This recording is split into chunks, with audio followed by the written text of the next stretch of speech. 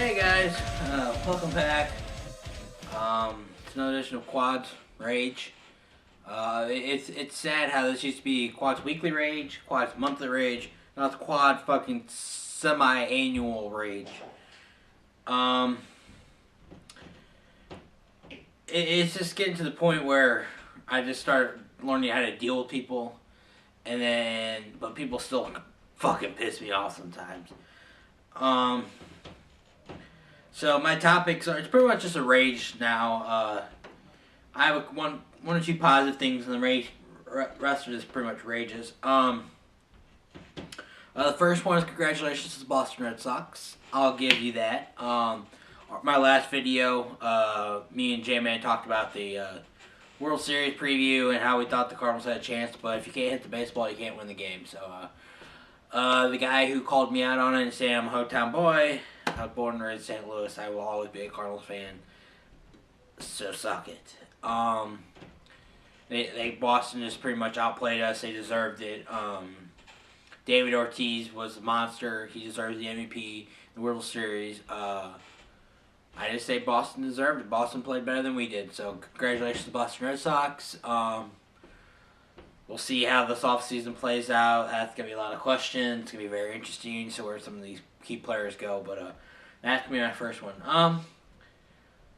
I guess that's my only plus one. Nothing really else. Everything else is kind of negative. I have an NFL story and then just douchebags and news to two-faced people. So we'll start with that. We'll start with the NFL story. Let's start with we'll start with the NFL story because that really one doesn't piss me off. It kind of just confused me. If you've been living underneath a rock for the past couple days, you had the Richie Incognito being a bully in the locker room. Kind of funny how everyone's like, oh, he's a good teammate, he's a good player. Kind of not a good player, good teammate, good guy, all that. But whenever he picks on somebody too much, or there's still a lot of questions with this story, so I'm really not going to go into that big of a rage about it. I kind of overjumped my boundaries in the Trayvon Martin story. But what it came down to was Richie Incognito. What? Richie Incognito was bullying the tackle for the Dolphins. Made him pay fines. Called him names. Called him he's an African American dude, so he called him the N-word. Called his sister. Said he's gonna love his sister a little too much. Called her a word that rhymes with punt. Actually, why am I cunt? This pretty much is bad. Pretty much just bullied him and all that shit. But it kind of. I have a couple questions on this, and you can answer me below if you know more than I do. I haven't really researched this.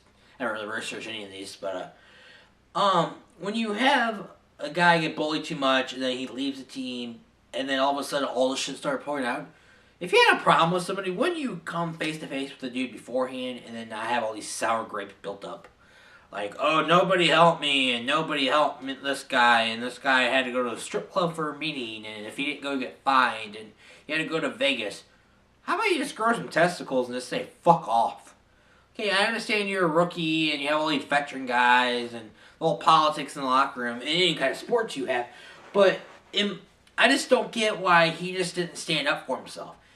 If you're that big of a girl, how the fuck do you play NFL football? Is my question. Or how the fuck did you get through college football? If you get pussy hurt from being called names and all this, I understand some of them were really bad and some of them kind of were low blows and some of them kind of attack your family. I'd be kind of the same way.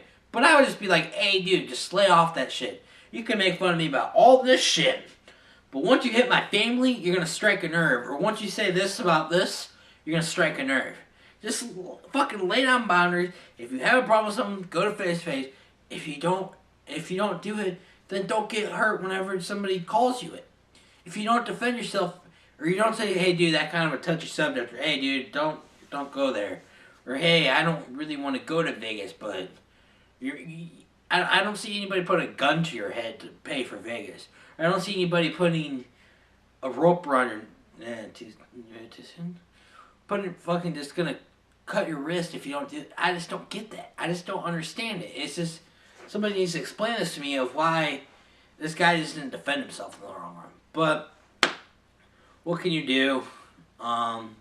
It sounds like the guy needed help, more help than anybody could give him. Sounds like Richie Incognito is just going to be suspended for a while. Highly doubt both of them play for the Dolphins again. It'll be interesting to see what comes out in the long run, see what all these guys in the NFL will say, but that's my first one. My second one is Douchebags in the News. There's a St. Louis story. Somebody had a drug warrant for a house in some place in, not St. Louis, Missouri story, some place in the state of Missouri, or Illinois. That's on the radio this morning. And when they went to the house, they found a baby in a cement block, a newborn. Congratulations to the douchebag of the week or douchebag of the rage. You just deserve to die. I don't get why people kill innocent babies, innocent animals.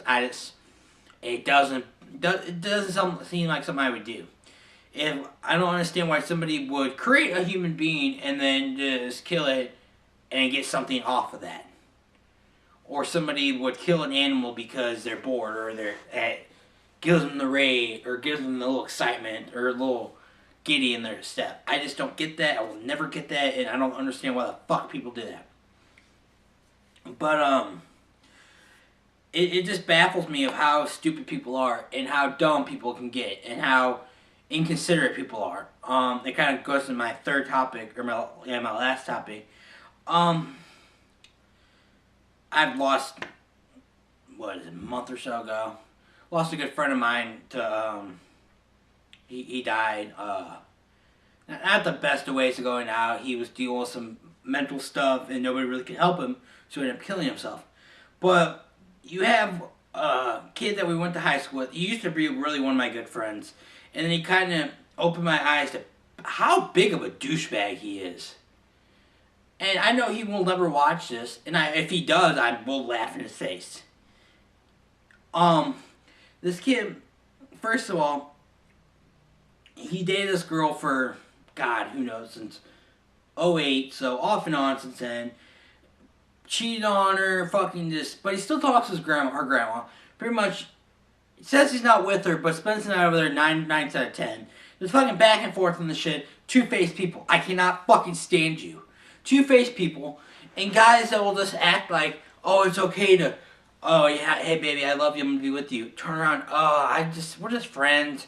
We're just fuck buddies. We just chill. Oh, baby, I love you, I want to be with you. But how about you just fucking pick a main road? If you have a problem with somebody, fucking face them face to face. And there's a couple of people I have problems with, and you know what? I face you face to face, or I face you on this. And it's funny how I face somebody on this, and then he fucking pushes himself out of this. And how he cut himself out of all the situations that he used to be cool with us with. And I hope he watches this, because I think it's really funny how the dude used to be friends with us, used to come watch stuff with us, used to do fantasy sports with us. Then all of a sudden, one of his douchebag friends came along and was like, oh, hey dude, we're cool now. I'm just going to fucking fill your head with bullshit. And then I'm going to cut you out of your friends who used to be cool with, who were actually true friends with you, who would help you during no matter what the fuck was going on. But whenever you had this one douchebag in your ear, talking shit, talking lies, just fucking filling your head with bullshit, and then whenever somebody calls you out on it, you fucking turn your back on them. That's fine, dude. Be the bitch you are. Be the little coward you are. Hide back in your fucking little corner with your fucking fucked up friends and the shit you deal with. You continue doing that. And then in the long run, whenever I'm doing well and you're still living with mommy and daddy and driving fucking fucked up cars, and every 2 months you're doing with no car because you don't know what the fuck you're doing because you're fucking your boyfriend so hard and his head's in the fucking steering wheel. How about you get your head out of your ass and realize in the long run, true friends are better than the fucked up friends you deal with. And the real friends will stand by your side no matter what the fuck you're doing, no matter how fucked up shit is, will stand by your side and help you no matter how bad things are, how down on your luck you are, will give you a helping hand and not turn their backs on your quote-unquote good friends, your best friends. You know what? I don't give a fuck if you want to come face-to-face with me.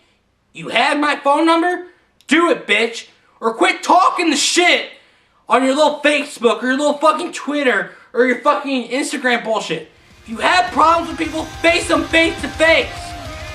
Don't do this bullshit on Facebook where you talk shit, somebody calls you out, and you pussy out. Man up, bitch! Because if you don't, society's gonna knock you on your ass, and real friends will help you up. Fake friends will turn their backs on you and laugh, bitch!